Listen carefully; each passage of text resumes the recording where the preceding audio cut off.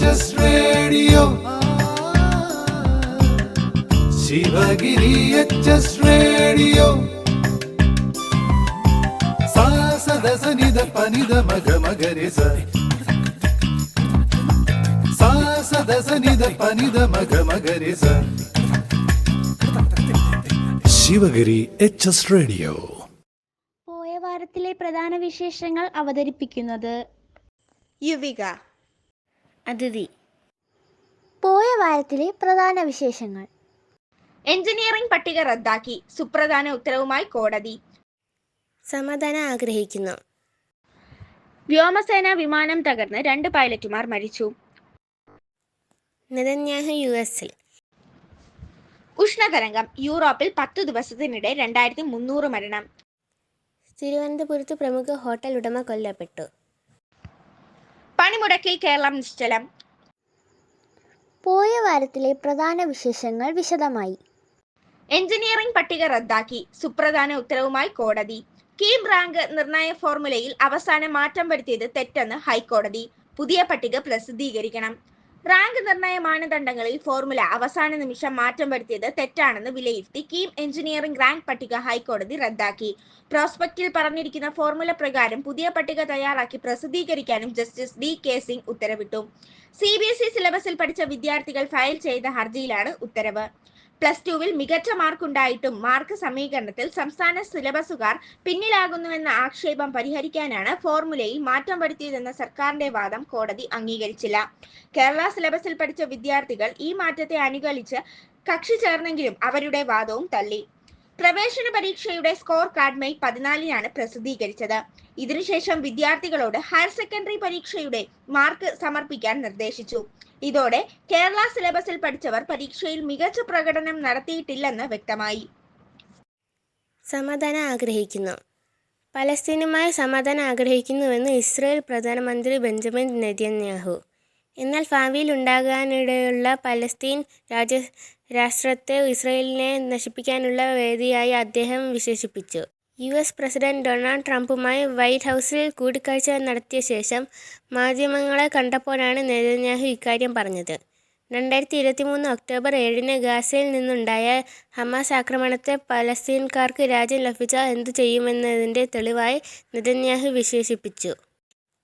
Netanyahu US-ൽ.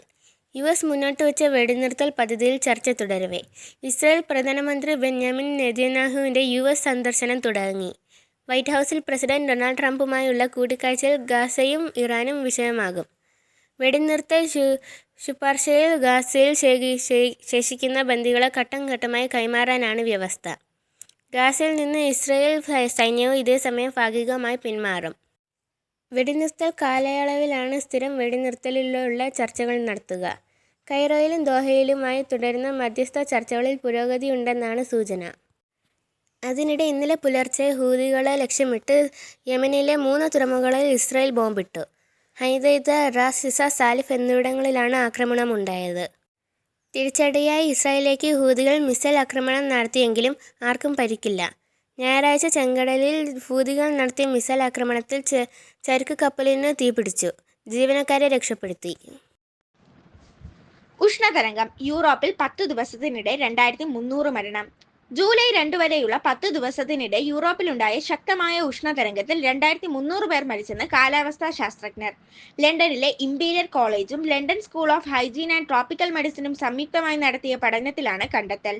ഉഷ്ണതരംഗമുണ്ടായ ദിവസങ്ങളിൽ 2300 പേർ മരിച്ചെന്നും അതിൽ 1500 പേരുടെ മരണം കാലാവസ്ഥാ വ്യതിയാനവുമായി നേരിട്ട് ബന്ധപ്പെട്ടിരിക്കുന്നുവെന്നും ശാസ്ത്രജ്ഞർ പറയുന്നു. പടിഞ്ഞാറൻ യൂറോപ്പ് കനത്ത ചൂടിൽ വെന്തുരുകിയ ഈ ദിവസങ്ങളിൽ 12 നഗരങ്ങളിലായാണ് ഇത്രയും പേർ മരിച്ചത്. സ്പെയിനിൽ താപനില 40 ഡിഗ്രി സെൽഷ്യസ് വരെ ഉയർന്നിരുന്നു. ഫ്രാൻസിൽ കാട്ടുതീയുണ്ടായി. കാലാവസ്ഥാ വ്യതിയാനം ബാഴ്സലോണ, മഡ്രിഡ്, ലണ്ടൻ, മിലാൻ തുടങ്ങിയ നഗരങ്ങളിൽ പൊതുവെ ഉഷ്ണതരംഗ സമയത്തുണ്ടാകുന്ന താപനില 4 ഡിഗ്രി സെൽഷ്യസ് വരെ വർദ്ധിപ്പിച്ചെന്നും പഠനം പറയുന്നു.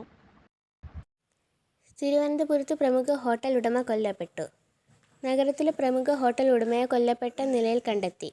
കോട്ടൺ ഹിൽ സ്കൂളിന് സമീപത്ത് കേരള കഫേ ഹോട്ടൽ ഉടമ ജസ്റ്റിൻ രാജിനെയാണ് ഇടപെടിഞ്ഞിയിൽ ഹോട്ടൽ ജീവനക്കാർ താമസിക്കുന്ന വീടിൻ്റെ പുരയിടത്തിൽ കൊല്ലപ്പെട്ട നിലയിൽ കണ്ടെത്തിയത്.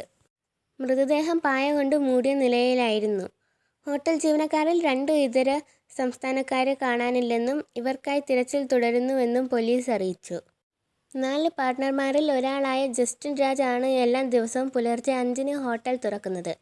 8 ജീവനക്കാരാണ് ഹോട്ടലിലുള്ളത്. ഇതിൽ 2 പേർ ഇന്നലെ ജോലിക്ക് എത്തിയില്ല. ഇവരെ തിരക്കി മാനേജറുടെ ഇരുചക്ര വാഹനത്തിൽ ജസ്റ്റിൻ രാജ് ഇടപഴഞ്ഞിയിലെ വാടക വീട്ടിൽ പോയിരുന്നു. ഉച്ചവരെ കാണാത്തതിനാൽ ഹോട്ടലിലെ മറ്റു ജീവനക്കാർ വീട്ടിലെത്തി പരിശോധിച്ചപ്പോഴാണ് പുഴയിടത്തിൽ മരിച്ച നിലയിൽ കണ്ടെത്തിയത്. മാനേജറുടെ വാഹനവും കാണാനില്ല. രാവിലെയാണ് കൊലപാതകം നടന്നതെന്നാണ് സൂചന. പണിമുടക്കിൽ കേരളം നിശ്ചലം. ദേശീയ തലത്തിൽ ചലനമുണ്ടാക്കിയില്ല. കേന്ദ്ര നയങ്ങൾക്കെതിരെ സംയുക്ത തൊഴിലാളി സംഘടനകൾ ആഹ്വാനം ചെയ്ത പണിമുടക്കിൽ കേരളം സ്തംഭിച്ചു. പലയിടത്തും പ്രതിഷേധക്കാർ സ്വകാര്യ വാഹനങ്ങളടക്കം തടഞ്ഞു. ജീവനക്കാർ പണിമുടക്കില്ലെന്ന ഗതാഗത മന്ത്രി ഗണേഷ് കുമാറിന്റെ വാക്കും പാഴ്വാക്കായി.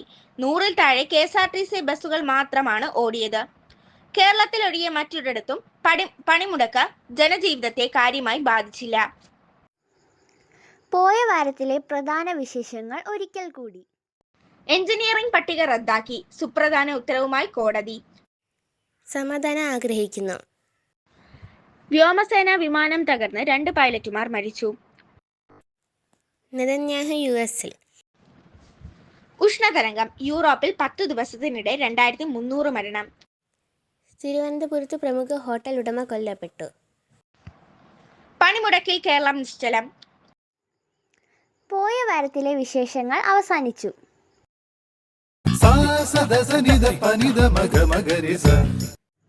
ശിവഗിരി HS റേഡിയോ കേൾക്കൂ, സമ്മാനങ്ങൾ നേടൂ. ഉത്തരങ്ങൾ അയക്കേണ്ട വാട്സപ്പ് നമ്പർ 94 97 26 72 72.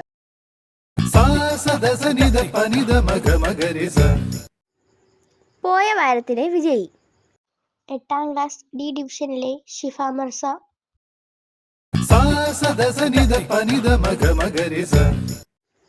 പോയ വാരത്തിലെ ചോദ്യവും ഉത്തരവും.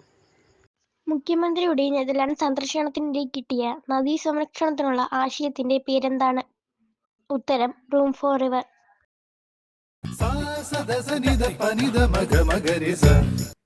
ശിവഗിരി HS റേഡിയോ ആഴ്ചയിലെ ചോദ്യം. ഇസ്രയേൽ പ്രധാനമന്ത്രി ആര്?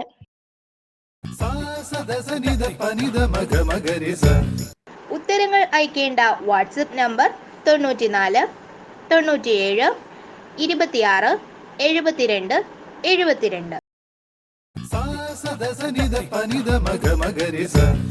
ഈ ആഴ്ചത്തെ വിശേഷങ്ങൾ ഇവിടെ അവസാനിക്കുന്നു. പുതിയ വിശേഷങ്ങളുമായി നമുക്ക് വീണ്ടും കേൾക്കാം.